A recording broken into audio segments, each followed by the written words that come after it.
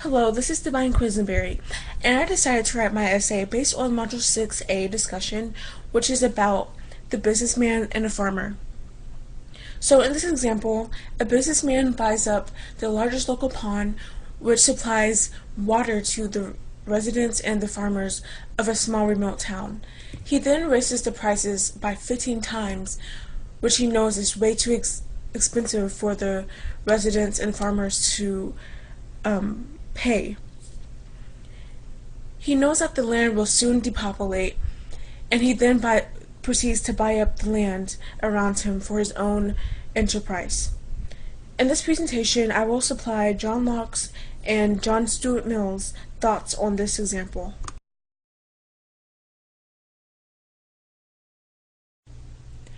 So beginning with John Locke. In John Locke's social contract, he believed that everyone had the natural right to life, liberty, and property.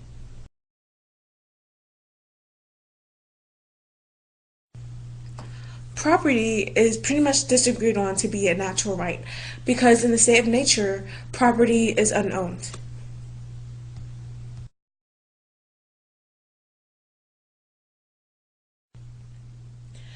So Locke therefore made the argument that property is owned once someone labors on a plot of land. This is known as the labor mixing argument.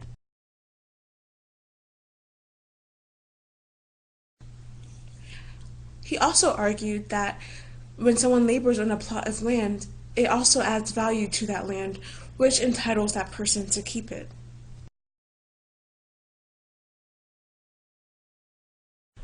Okay.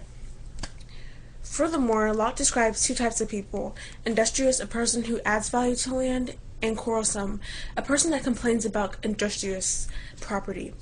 Quarrelsome wants industrious's property, but doesn't want to put in any labor. So whoever puts in labor is entitled to own property, but not one that doesn't put in labor. Locke also implies that industrious can't pass down property to family or friends because they haven't put in any labor to obtain the property.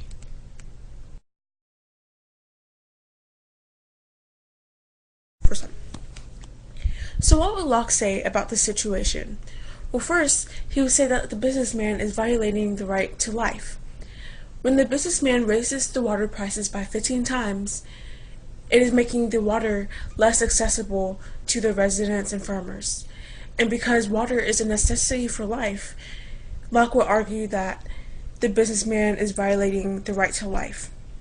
He will also argue that the businessman is violating the right to property by buying up the farmers and residents' lands.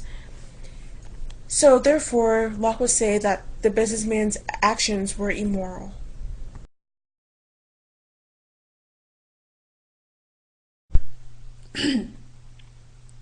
John Stuart Mill wrote on liberty, which in summary is what Mill defines as the importance to man and society of a large variety and types of character, and of giving full freedom to human nature to expand itself in innumerable and conflicting directions.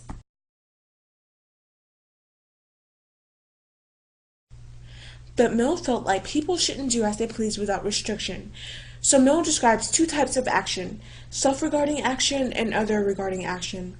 Self-regarding action is when the action directly affects the person performing the action, and other-regarding action is when the action directly affects other people. Mill is fine with the other-regarding actions just as long as it doesn't cause any harm to other people. And Mill describes harm as anything that deprives people of their rights.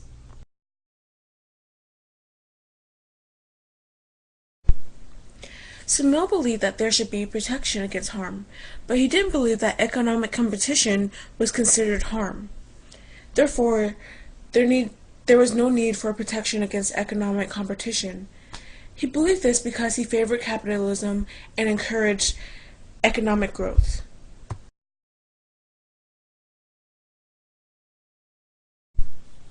So what would Mill say about this situation?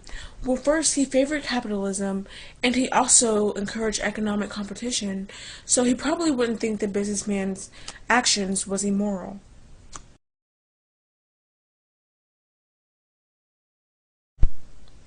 So in conclusion, Locke believed in the natural rights of life, liberty, and property, and he believed that the businessman's actions were immoral, while Mill, on the other hand, believes that there should be protection against harm but not economic competition, and he favored capitalism. So therefore, he didn't believe the businessman's actions were immoral.